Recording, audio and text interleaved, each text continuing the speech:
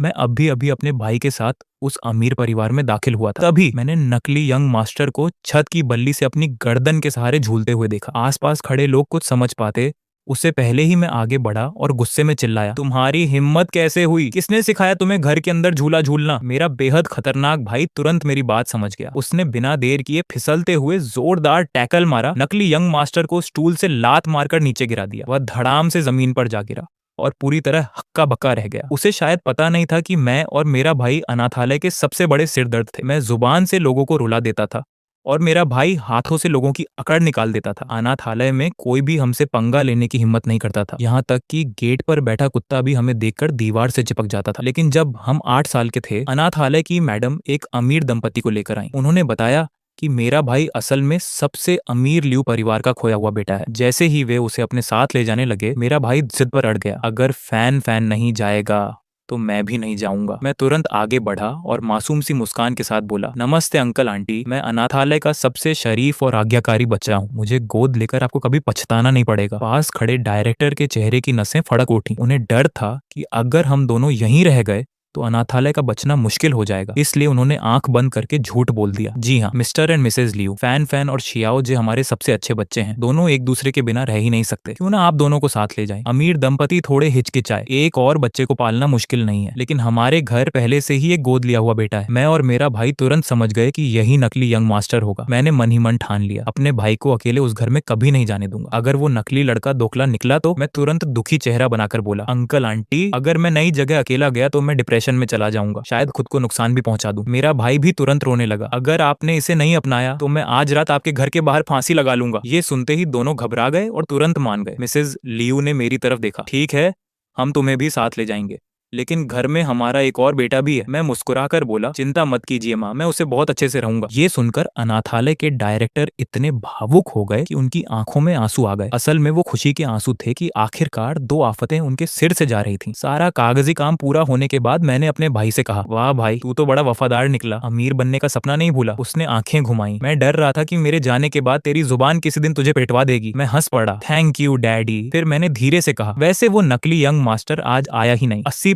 Chance है कि वो नहीं चाहता तुम वापस आओ। अगर वो सच में हरामी निकला तो मैं तेरे साथ मिलकर उसकी वॉट लगा दूंगा। हम दोनों हमेशा से एक परफेक्ट टीम थे। मैं लोगों को बातों से रुलाता था और मेरा भाई उन लोगों को पीटता था जो रोने के बाद गुस्से में आ जाते थे। जब मिस्टर और मिसेज लियू वापस आए तो हमें हंसते बतियाते देखकर मुस्कुरा दिए, तुम दोनों भाइयों में बहुत प्यार है, अब हमें बिल्कुल चिंता नहीं रही। कार में बैठने के बाद मिसेज लियू ने हमें परिवार के बारे में बताया। तभी पता चला कि नकली यंग मास्टर लियू फुगुई के अलावा मेरे भाई की एक बड़ी बहन भी है, लियू रुयान। 2 साल बड़ी वही बहन थी जिसकी वजह से बचपन में मेरा भाई खो गया था और वो हमें लेने भी नहीं आई थी। मतलब साफ था, उसे मेरे भाई की वापसी बिल्कुल पसंद नहीं थी। जैसे ही हम विला के बाहर पहुंचे, हमने एक उदास चेहरे वाली लड़की को गेट पर हाथ बांधे खड़े देखा। हम दोनों ने खुशी से कहा, दीदी, लेकिन लियू रुयान का चेहरा तुरंत बिगड़ गया। तुम लोग एक एक्स्ट्रा बच्चा भी उठा लाए। जब उसे पता चला कि मैं सिर्फ गोद लिया हुआ बच्चा हूँ और जायदाद में मेरा कोई हक नहीं होगा, तब जाकर उसने राहत की सांस ली। फिर उसने ठंडे स्वर में कहा, सुनो, तुम आगे से मेरे भाई को तंग मत करना, वरना बहुत पछताओगे। मैं तुरंत अपने भाई के पीछे छिप गया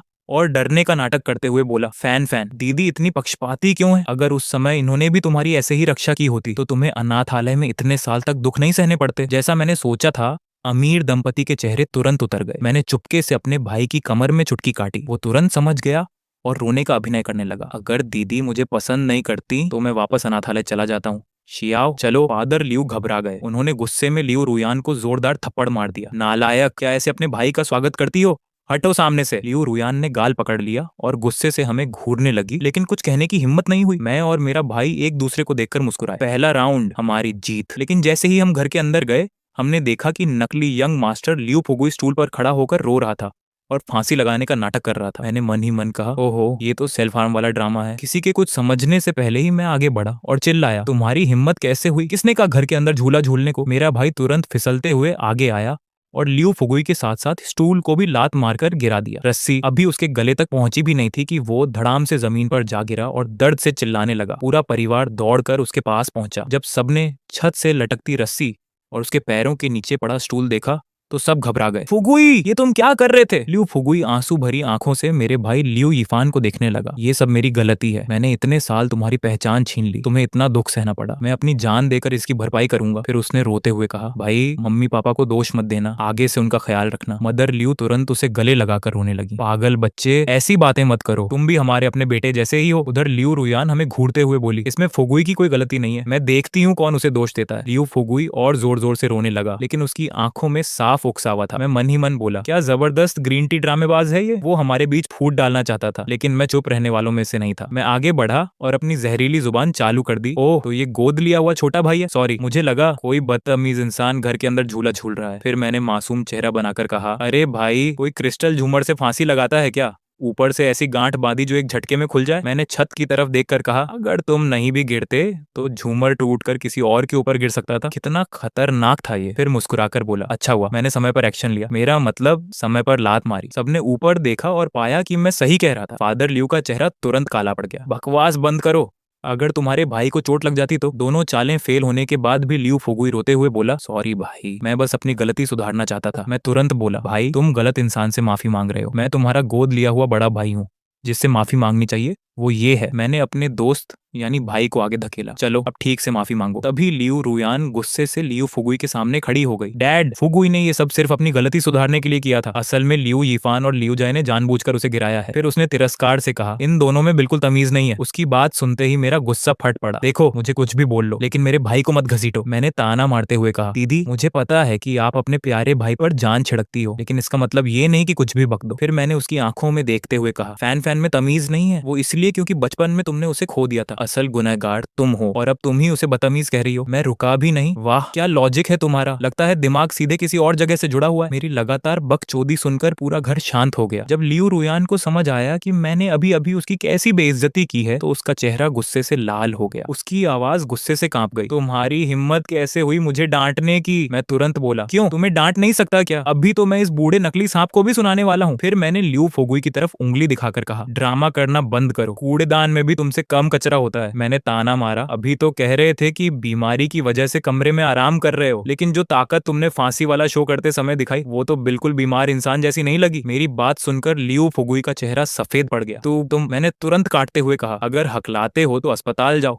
अगर बेवकूफ हो तो किताबें पढ़ो। अब मेरा उससे बहस करने का मन ही नहीं था। मैंने सीधे हैरान खड़े अमीर दंपति की तरफ देखा और पूछा, सुना है बाद में हम अपने छोटे भाई के साथ ही एक ही क्लास में पढ़ेंगे? उन्होंने जल्दी से सिर हिलाया। मैं मुस्कुराया, बहुत बढ़िया, फिर तो हम अपने भाई की और अच्छे से रक्षा कर पाएंगे। फिर मैंने पूछा, वैसे हमारा कमरा कहाँ है? मदर लियू तुरंत हमें ऊपर कमरे दिखाने ले गई। लियू फुगुई लाल आंखें बनाकर पीछे पीछे आया और बड़े उदार बनने का नाटक करते हुए अपने कमरे का दरवाजा खोल दिया। अगर भाई को बुरा ना लगे तो वो मेरा कमरा इस्तेमाल कर सकता है, वैसे भी ये असल में उसी का कमरा था। इतने में लियू रुयान दौड़कर हमारे सामने आ खड़ी हुई। छोटे भाई, ये कमरा माँ ने सिर्फ तुम्हारे लिए सजाया है, ऐसे गंवार लोग यहाँ रहने के लायक नहीं है। मैं फिर से उसे सुनाने ही वाला था कि मदर लियू ने उसे घूरकर चुप करा दिया। फिर उन्होंने मेरे भाई से कहा, फैन फैन, तुम इस घर का कोई भी कमरा चुन सकते हो, ये हमारी तरफ से तुम्हारे लिए माफी है। मेरे भाई ने लियू फुगुई के जरूरत से ज्यादा चमकदार और बनावटी कमरे को घृणा से देखा, फिर घूमकर सामने वाले बड़े कमरे की तरफ इशारा किया, तो मैं ये वाला लूंगा, ये इतना बड़ा है कि मैं और शियाओ दोनों साथ रह सकते हैं। लियू रुयान गुस्से से लगभग फट पड़ी। तुम्हारी हिम्मत कैसे हुई उस कमरे के बारे में सोचने की भी? वो माँ पापा का बेडरूम है। मैं मुस्कुराकर मदर लियू की तरफ देखने लगा। अभी तो आपने कहा था कि हम कोई भी कमरा चुन सकते हैं, अब अपना वादा तो नहीं तोड़ेंगी ना? मदर लियू के होंठ अजीब तरह से फड़के, लेकिन आखिरकार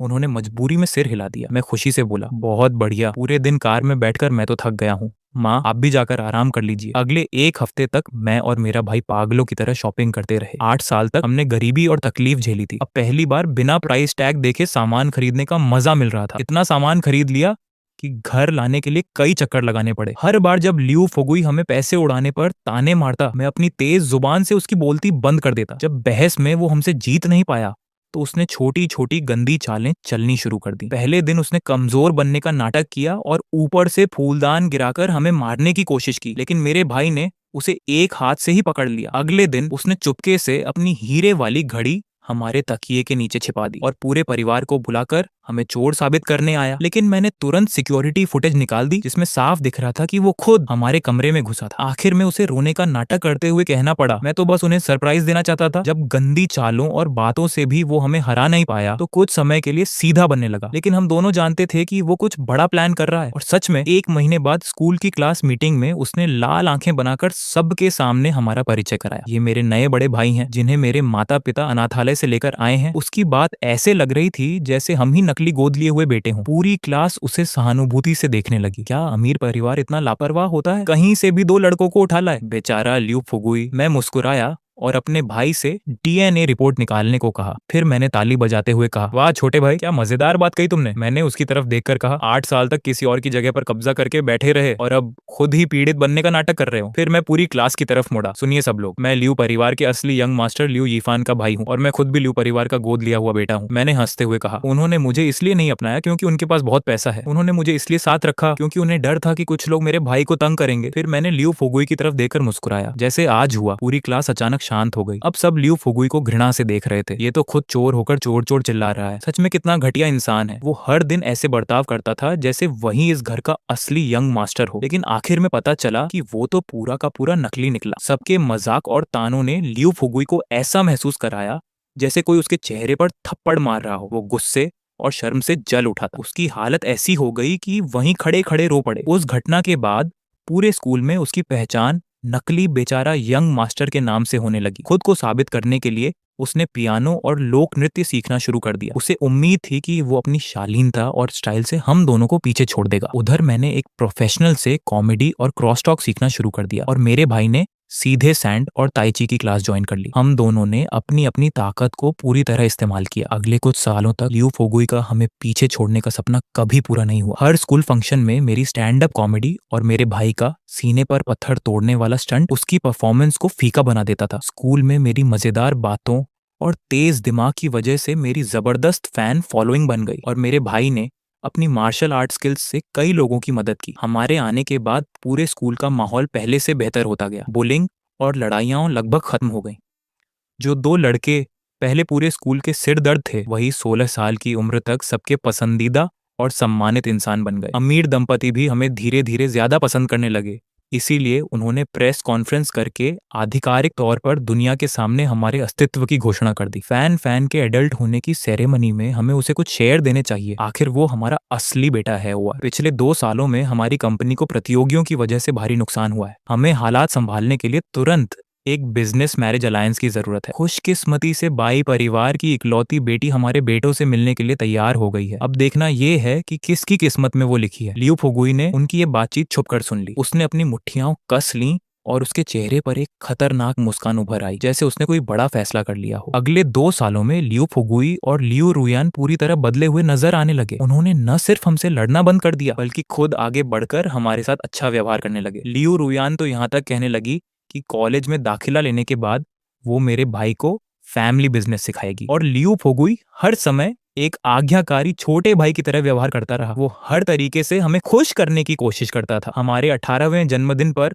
दोनों ने हमें गिफ्ट दिए और खूब शुभकामनाएं दी। बैंक्वेट शुरू होने से पहले उन्होंने कहा कि वो हमें पहाड़ी की चोटी पर ले जाकर अपने तैयार किए हुए सरप्राइज आतिशबाजी शो दिखाना चाहते हैं। मैं और मेरा भाई खुशी खुशी उनकी कार में बैठ गए। हम सुनसान पहाड़ी तक पहुंचे। जैसे ही हम कार से उतरे, दोनों तरफ की झाड़ियों से कई खतरनाक गुंडे बाहर कूद पड़े। मेरे भाई ने सबसे तेज प्रतिक्रिया दी और लगातार 2 लोगों को गिरा दिया। लेकिन मदद के लिए चिल्ला रहा ल्यू फुगुई अचानक उसके पैरों से लिपट गया। मैं मदद करने आगे बढ़ा ही था कि एक गुंडे ने बेहोशी की दवा में भीगा रूमाल मेरे मुंह और नाक पर दबा दिया। शाओ, मेरा भाई चिल्लाया और मुझे बचाने दौड़ा, लेकिन वो हिल भी नहीं पा रहा था। उन्होंने उसके चेहरे पर भी वही रूमाल दबा दिया। 1 मिनट से भी कम समय में हम दोनों जमीन पर गिर पड़े और पूरी तरह बेहोश हो गए। जो 2 लोग अभी कुछ सेकंड पहले डर का नाटक कर रहे थे, वही जोर जोर से हंसने लगे। इन्हें बहुत दूर ले जाओ, बस मारना मत, और तस्वीरें साफ साफ लेना, खासकर इसकी। मैं चाहता हूँ कि ये जिंदगी भर सिर उठाकर जी ही ना सके। गुंडों का सरदार गंदी मुस्कान के साथ बोला। चिंता मत कीजिए मिस ल्यू, आपको जैसी तस्वीरें चाहिए वैसी ही मिलेंगी। मुझे और मेरे भाई को वैन में डालकर पहाड़ी से नीचे ले जाया गया। रास्ते में आगे बैठे किडनैपर्स खुशी से हंस रहे थे। दुनिया के सबसे अमीर आदमी होने का क्या फायदा, उसके अपने बच्चे ही एक दूसरे के दुश्मन बने हुए हैं। मैंने पहले कभी इतने गोरे और खूबसूरत लड़कों के साथ मजे नहीं किए। वैन शहर के बाहर एक छोड़े हुए गोदाम के सामने रुकी। जैसे ही गुंडों ने ट्रंक खोलकर हमें बाहर खींचना चाहा, अगले ही पल उनके चेहरे की खतरनाक मुस्कान जम गई। ऐसा लग रहा था जैसे उन्होंने कोई भूत देख लिया हो। उधर लियू फुगुई और लियू रुयान ऐसे व्यवहार करते हुए वापस बैंक्वेट हॉल लौट आए जैसे कुछ हुआ ही ना हो। मेहमानों का स्वागत कर रहे फादर लियू और मदर लियू ने जब सिर्फ उन दोनों को लौटते देखा तो वो चौंक गए। फैन फैन और शाओ कहाँ है? लाल आंखों के साथ लियू फुगुई रोने लगा। भाइयों ने कहा कि वो मेरे साथ जन्मदिन की पार्टी नहीं मनाना चाहते, वो अपना रियल एडल्ट होने वाला समारोह अलग से मनाना चाहते हैं। बकवास। अभी जाओ और उन्हें वापस लेकर आओ। आज बाई ग्रुप की वारिस खास तौर पर शादी की बात करने आई है। वो पहले से ही लाउंज में मौजूद है। मॉम, डैड, आप जानते हैं वो दोनों कितने जिद्दी हैं। सिर्फ आप दोनों ही उन्हें वापस आने के लिए मना सकते हैं। फादर लियू और मदर लियू हमारे फोन पर संपर्क नहीं कर पा रहे थे और वो नहीं चाहते थे कि परिवार की बदनामी बाहर फैले। इसलिए उन्होंने जल्दी जल्दी उस पते पर जाकर हमें ढूंढने का फैसला किया जो उन दोनों ने दिया था। उनके जाते ही लियू रुयान ने तुरंत लियू फुगुई से कहा, जाओ अभी कपड़े बदलो। एक बार काम हो गया ना तो वो बाई लड़की पीछे नहीं हट पाएगी। और उन दोनों लड़कों की बात करें, आज अगर उनकी इज्जत चली गई तो उनकी जिंदगी पूरी तरह बर्बाद हो जाएगी। लियू फुगुई थोड़ा घबराया। दीदी, मैंने सुना है बाई निंगबिंग का स्वभाव बहुत खराब है। वो किसी को अपने पास तक नहीं आने देती। यहाँ तक कि मॉम और डैड ने भी उसका चेहरा नहीं देखा। अगर वो बहुत बदसूरत हुई तो ये सोचने का समय है क्या? तुम्हें अभी उसकी शक्ल की पड़ी है? वो कैसी भी दिखती हो फर्क नहीं पड़ता। वो बाई ग्रुप की इकलौती वारिस है। बस तुम उससे शादी कर लो, फिर जिंदगी भर फैन फैन और जाओ उन दोनों को अपने पैरों तले दबाकर रखोगे। आज रात के बाद चाहे लियू ग्रुप के शेयर हों या बाई ग्रुप से शादी का रिश्ता, उन दोनों को कुछ भी नहीं मिलेगा। भविष्य में लियू परिवार पर राज सिर्फ हमारा होगा। उसकी बातें सुनकर आखिरकार लियू फुगुई ने सिर हिलाकर हामी भर दी। 5 मिनट बाद मेजबान बनकर लियू रुयान नशीली दवा मिली वाइन लेकर लाउंज में गई। वहीं दूसरी तरफ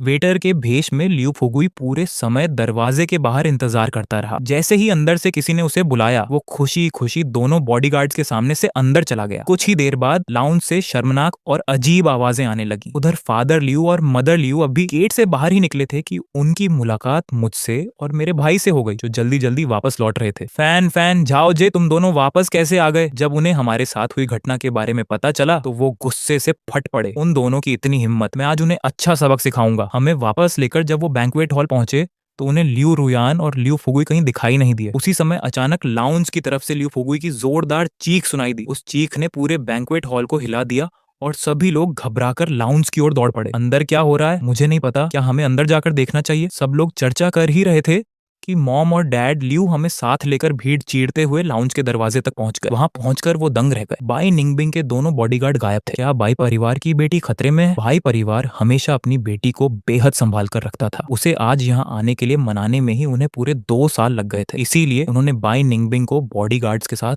चुपके से साइड दरवाजे से लाउंज में भेजा था। अगर उसके साथ कुछ बुरा हो जाता तो बाई परिवार के गुस्से से लियू परिवार कभी बच नहीं पाता। ये सोचते ही डैड लियू की आंखें लाल हो गईं। उन्होंने तुरंत लोगों को दरवाजा तोड़ने का आदेश दिया। सिक्योरिटी गार्ड्स ने पूरी ताकत से दरवाजे पर लात मारी और अगले ही पल दरवाजा टूटकर खुल गया। अंदर का नजारा देखकर हर कोई सन्न रह गया। पूरा कमरा बिखरा हुआ था। फर्श पर टूटे हुए फूलदानों और कपड़ों के टुकड़े फैले पड़े थे। लियू फुगुई अस्त व्यस्त हालत में सोफे के नीचे कंबल में सिकुड़कर रो रहा था। साइड वाला दरवाजा खुला हुआ था और अभी भी हल्का हल्का हिल रहा था। साफ था कि कोई अभी अभी जल्दी में वहां से भागा है। ऐसा दृश्य देखकर कोई भी समझ सकता था कि वहां क्या हुआ होगा। मदर लियू चीखती हुई उसके पास भागी। ये क्या हुआ? बैंक्वेट हॉल से आए लोगों ने भी तुरंत सब समझ लिया। इस हालत को देखकर लगता है या तो दोनों की मर्जी से कुछ हुआ है या फिर इसके साथ जबरदस्ती की गई है। डैड लियू ने तुरंत खुद को संभाला और गंभीर चेहरा बनाकर सबसे बोले, घर में एक छोटी सी इमरजेंसी हो गई है, कृपया आप सब मेन हॉल में जाकर डिनर कीजिए, धन्यवाद। फिर उन्होंने कहा, फैन फैन जाओ, तुम दोनों मेहमानों को संभालो, ठीक है? मदर लियू की बाहों में रो रहा लियू फुगुई अचानक कांप उठा। उसने अविश्वास से मुझे और मेरे भाई को देखा। तुम दोनों यहाँ क्या कर रहे हो? ये असंभव है। ये देखकर मॉम और डैड लियू की आंखों में ठंडापन और भी गहरा हो गया। पहले तो उन्हें मेरी और मेरे भाई की बातों पर पूरा भरोसा नहीं था, लेकिन अब वे 80% यकीन कर चुके थे। हालांकि उन्हें अभी भी समझ नहीं आ रहा था कि लियू फुगुई और लियू रुयान आखिर कौन सा खेल खेल रहे हैं। लेकिन उसे उस हालत में देखकर मैं उसे ताना मारने का इतना अच्छा मौका कैसे छोड़ सकता था? मैंने तुरंत घबराने का नाटक किया और रोती हुई आवाज में कहा, भाई मैं और फैन फैन अभी अभी किडनैप होते होते बचे हैं। हम किसी तरह भागकर वापस आए। लेकिन देखा कि आप और दीदी दोनों गायब हैं। दीदी कहाँ हैं? कहीं उनके साथ भी कुछ बुरा तो नहीं हुआ? मेरी ये 2 बातें सुनते ही पूरा माहौल डर और अफरा-तफरी से भर गया। परिवार के बाकी 2 बेटों के साथ भी हादसा होते-होते बचा है और उनकी बेटी अभी भी गायब है। क्या इस पार्टी में कोई अपराधी घुस आया है? सब लोग सावधान रहो, पुलिस को बुलाओ, जल्दी पुलिस बुलाओ। ये सुनते ही लियो फुगुई का चेहरा बिल्कुल सफेद पड़ गया। अगर पुलिस आ जाती तो सिर्फ उनका ड्रग वाला प्लान ही नहीं बल्कि हमारा किडनैप करवाने की साजिश भी सामने आ जाती। वह तुरंत रोते हुए बोला, नहीं, पुलिस को मत बुलाइए। मॉम, डैड, मैं आपसे हाथ जोड़कर विनती करता हूँ। उसने माँ लियू का हाथ कसकर पकड़ लिया और आंसू बहाने लगा। अगर पुलिस आ गई तो मेरी इज्जत का क्या होगा? जैसा उसने सोचा था, माँ लियू थोड़ी नरम पड़ गई। वह आगे बढ़ी और सबको शांत करने लगी। सब लोग कृपया हमारी मदद कीजिए, ये मेरे छोटे बेटे की इज्जत का सवाल है। लेकिन तभी भीड़ में से किसी ने गुस्से में चिल्लाकर कहा, आपकी अपनी सगी बेटी गायब है और आपको एक गोद लिए हुए बेटे की इज्जत की चिंता है। अगर हमारे साथ कुछ हो गया तो क्या आपका लियू परिवार जिम्मेदारी लेगा या फिर आपका परिवार कोई गंदी सच्चाई छिपा रहा है? अब भीड़ पूरी तरह भड़क चुकी थी। किसी को भी लियू परिवार की परवाह नहीं थी। सब जोर जोर से पुलिस बुलाने की मांग करने लगे। मैं और मेरा भाई एक दूसरे को देखकर हल्का सा मुस्कुराए। हमारा प्लान लगभग सफल हो चुका था। तभी भीड़ के पीछे से एक ठंडी आवाज गूंजी। किसने कहा कि मैं गायब हूँ? ये लियू रुयान की आवाज थी। वह भीड़ को चीरते हुए अंदर आई, लेकिन जैसे ही उसकी नजर लाउंज के अंदर के नजारे पर पड़ी, उसका चेहरा एकदम बदल गया। वह भागकर लियू फुगुई के पास गई। छोटे भाई, ये तुम्हारे साथ क्या हुआ? किसने तुम्हें चोट पहुंचाई? लियू फुगुई कांप रहा था। उसकी आंखें लाल थीं। दीदी, मैं। वह बोलते बोलते रुक गया और फूट फूट कर रोने लगा। भीड़ बेचैन होकर चिल्लाने लगी, कौन था वो? अगर तुमने नहीं बताया तो हम सच में पुलिस बुला देंगे। लियू फुगुई अपना चेहरा ढककर रोता रहा। तभी अचानक लियू रुयान को जैसे कुछ याद आया। वह चौंक कर बोली, मॉम, डैड, जरूर वही औरत थी। तभी माँ और पिता लियू को एहसास हुआ कि उन्होंने पूरे समय बाई निंगबिंग को देखा ही नहीं था और लियू फुगुई के साथ हादसा भी उसी लाउंज में हुआ था जहां बाई निंगबिंग को रुकना था। दोनों तुरंत घबरा गए और लियू फुगुई को पकड़कर पूछने लगे, क्या वो वही थी? सच बताओ। लियू फुगुई रोते हुए बोला, हाँ वही थी। आपके जाने के बाद मैं और दीदी मेहमानों को संभाल रहे थे। मैं बस उनके लिए वाइन लेकर गया था, लेकिन मैंने कभी नहीं सोचा था कि वो मेरे साथ। वह रुक गया और फिर रोते हुए बोला, मॉम, डैड, वो मेरे साथ सब कुछ करने के बाद साइड वाले दरवाजे से भाग गई। उसकी बात सुनते ही पूरा हॉल सन्न रह गया। क्या वो बाई ग्रुप की वारिस की बात कर रहे हैं? ये कैसे हो सकता है? सुना था वो आज पार्टी में आने वाली है, लेकिन किसी ने उसे देखा तक नहीं, क्योंकि लियू दंपति के अलावा किसी को पता ही नहीं था कि बाई निंगबिंग इस लाउंज में मौजूद थी। इसीलिए किसी को उसकी बात पर विश्वास नहीं हुआ, बल्कि लोगों को ये और भी ज्यादा अजीब लगा। मजाक कर रहे हो क्या? पिछले 2 सालों में बाई ग्रुप की तरक्की लगभग लियू ग्रुप से भी आगे निकल चुकी है। ऐसी लड़की तुम्हारे गोद लिए हुए बेटे में क्यों दिलचस्पी लेगी? अगर उसे किसी में दिलचस्पी होती भी तो वो असली युवा मालिक को चुनती। तभी किसी और ने कहा, जरूरी नहीं, मैंने सुना है कि लियू परिवार काफी समय से बाई परिवार से रिश्ता जोड़कर अपनी हैसियत बढ़ाना चाहता है। कहीं ये सब खुद लियू परिवार का रचा हुआ ड्रामा तो नहीं? कुछ बुजुर्ग लोग जोर से बोले, सच चाहे जो भी हो, कोई भी इधर उधर मत घूमना, कहीं हम किसी साजिश में न फंस जाएं। ये सुनते ही पिता लियू का चेहरा पूरी तरह पीला पड़ गया। कांपते हाथों से उन्होंने अपना फोन निकाला। फादर लियू कांपती आवाज में फोन पर बोले, बाई निंगबिंग, तुम अभी कहाँ हो? हमारे लियू परिवार ने हमेशा तुम्हारे साथ ईमानदारी से व्यवहार किया है। हमने तुम्हारी इतनी इज्जत की, फिर तुमने मेरे छोटे बेटे के साथ ऐसा क्यों किया? जैसे ही उन्होंने ये कहा, पूरा हॉल शोर से गूंज उठा। क्या तो बाई निंगबिंग सच में आज यहाँ आई हुई है? फादर लियू ने दांत भींच कर कहा, हाँ, उसे लो प्रोफाइल रखने के लिए हमने चुपचाप यहाँ बुलाया था। हमने उसे इसी लाउंज में रुकवाया था, लेकिन हमें क्या पता था कि वो ऐसा घिनौना काम करेगी। फोन के दूसरी तरफ कुछ सेकंड तक सन्नाटा रहा, फिर कॉल कट गई। टूट। फादर लियो गुस्से से लगभग फोन फेंक ही देते। भीड़ और ज्यादा भड़क उठी। उसने कुछ कहा भी नहीं और फोन काट दिया, मतलब वही दोषी है। लगता है सच में उसी ने किया है। लेकिन तभी भीड़ के पीछे से एक ठंडी मगर बेहद आकर्षक आवाजें सुनाई दी, अफवाह फैलाने पर जेल भी हो सकती है, पता है ना? पूरा हॉल अचानक शांत हो गया। वो आवाज फिर बोली, मैं उससे कभी मिली तक नहीं हूँ, तो मैं उसका शोषण कैसे कर सकती हूँ? सब लोग चौंक कर पीछे मुड़े और जैसे ही उन्होंने उस लड़की का चेहरा देखा, पूरा हॉल एक साथ हाँफ उठा। हाँ, मैं काफी पीछे खड़ा था, इसलिए ठीक से देख नहीं पा रहा था। मैं अपने भाई से कहने ही वाला था कि मुझे उठाकर दिखाए। तभी मैंने नोटिस किया, फादर और मदर लियू समेत सभी लोग अचानक मुझे घूरने लगे। लियू रुयान का चेहरा ऐसे हो गया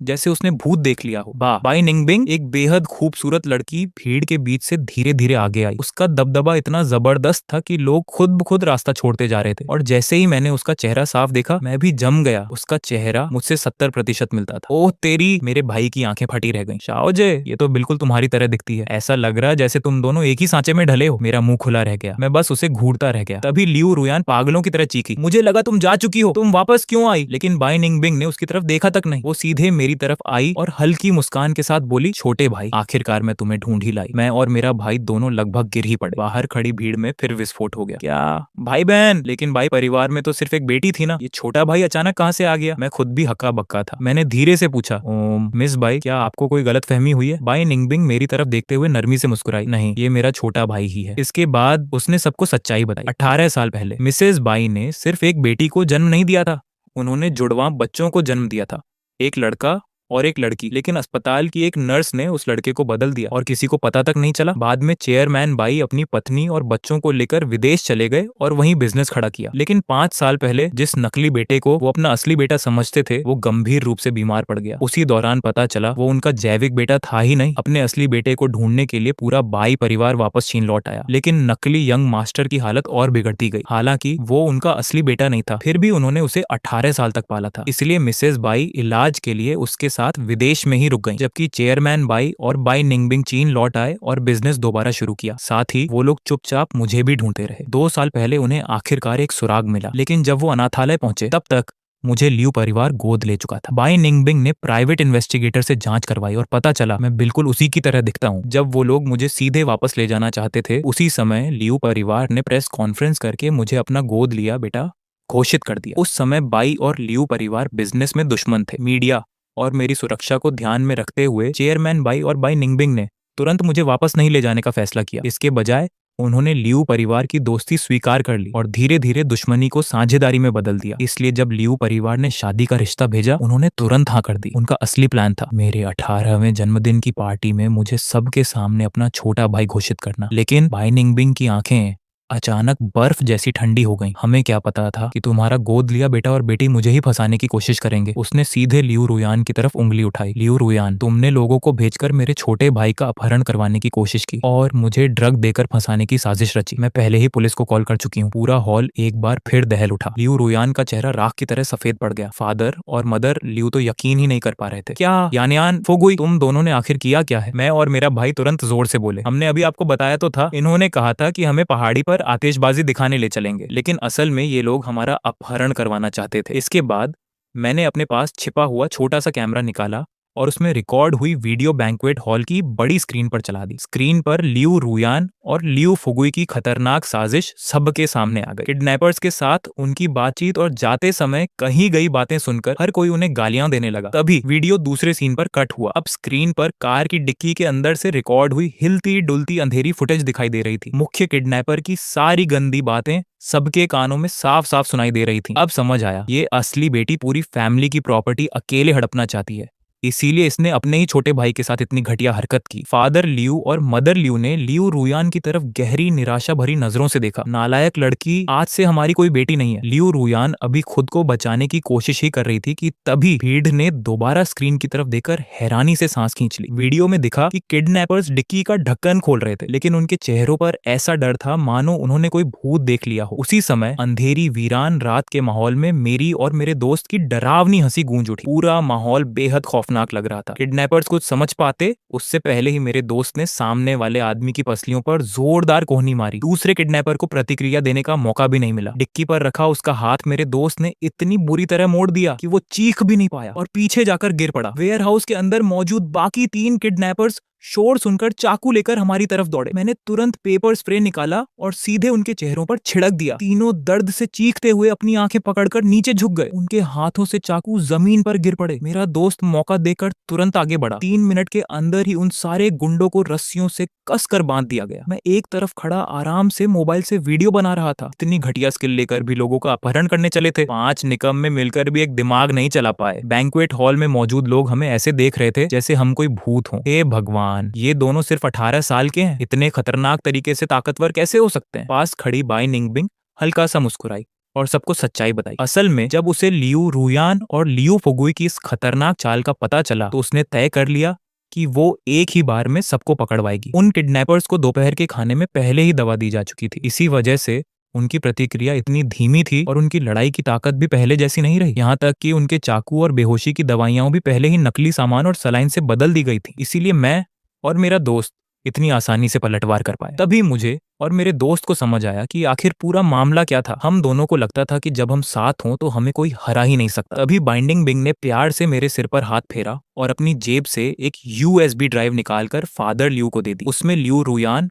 और लियू फुगुई के किडनैपर्स को हायर करने के सारे सबूत थे। बहुत जल्द पुलिस मौके पर पहुंच गई। उन्होंने वहीं पर वेरीफाई किया कि बैंक्वेट हॉल की स्क्रीन पर चलाया गया मेरा वीडियो और बाई निंगबिंग की यूएसबी ड्राइव दोनों असली और वैलिड थे। इसके तुरंत बाद पुलिस ने लियू रुयान और लियू फुगुई को वहीं गिरफ्तार कर लिया। फादर लियू और मदर लियू दोनों उनसे पूरी तरह निराश हो चुके थे। वकील को अभी बुलाओ, आज से मेरा इन एहसान फरामोश बच्चों से कोई रिश्ता नहीं है। लियू फुगुई फूट फूट कर रोने लगा। दीदी ने मुझे मजबूर किया था। मॉम, डैड, जिसने मेरे साथ वो सब किया वो बाई निंगबिंग नहीं थी, वो मेरी अपनी बहन थी। ये शॉकिंग ट्विस्ट सुनकर वहां मौजूद हर इंसान दंग रह गया। बाई निंगबिंग ने धीरे से अपने बाल पीछे किए और लाउंज में क्या हुआ था सबको बताना शुरू किया। असल में जब लियू रुयान ड्रग मिली हुई वाइन लेकर अंदर गई तो उसे वहां एक लड़की दिखी जो बाई निंगबिंग बनकर बैठी थी। वो नकली बाई निंगबिंग एक प्रोफेशनल कॉन आर्टिस्ट थी। उसने बड़ी चालाकी से दोनों वाइन ग्लासेस बदल दिए। फिर जैसे ही दवा का असर लियू रुयान पर हुआ, उस लड़की ने उसे बेड शीट से ढक दिया। बाद में जब लियू फुगुई अंदर आया और उसने सोफा पर किसी को बेहोश पड़ा देखा